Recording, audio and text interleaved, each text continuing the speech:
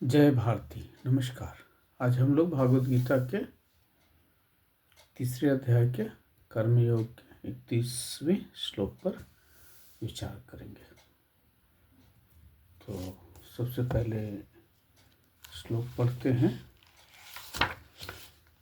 ये मे मदं मितं नित्यम् अनुतिष्ठन्ति मानवा श्रद्धावन्तो अनसूयन्तो मुच्यन्ते ते अपि कर्मभिः। तो यहाँ पे भगवान जो हैं वो कह रहे हैं कि जो कोई मनुष्य दोष दृष्टि से रहित और श्रद्धा युक्त होकर मेरे इस मत का सदा अनुसरण करता है वह सभी कर्मों से छूट जाता है। तो इसको कविता के रूप में देखते हैं। वह जो मानव करते मेरे आदेशों का अनुसरण, वह जो मानव करते मेरे आदेशों का अनुसरण, रहते सदा कर्तव्यनिष्ठ, नित्य करते मार्ग अनुगमन, दोष दृष्टि दोष रहित, राग द्वेष द्वंद्व से विमुक्त, दृष्टि दोष रहित, राग द्वेष द्वंद्व से विमुक्त, टूटते सकाम कर्म बंधन, टूटते सकाम कर्म बंधन, होता जीवन का उन्मोचन। तो यहाँ पे भगवान जो है कह रहे हैं कि जो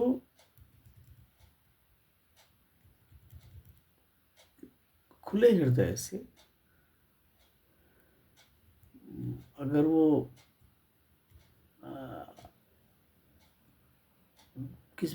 बिना किसी का दोष देखे हुए, जिसको अनुसूया कहते हैं,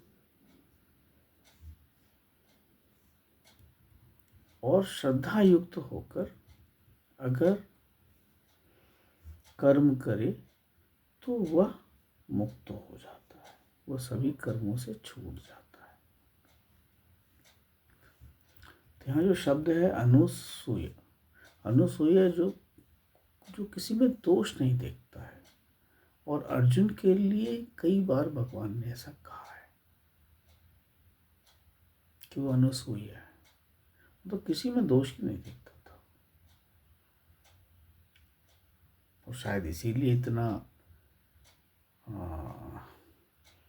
युद्ध से वह मतलब भागना चाह रहा था, क्योंकि उसे लगता था कि सामने वाला दोषी तो नहीं, मैं ही अब इस कर्म से और दोष बढ़ा रहा हूँ, अपने लिए भी समाज के लिए भी। तो भगवान ये कह रहे हैं कि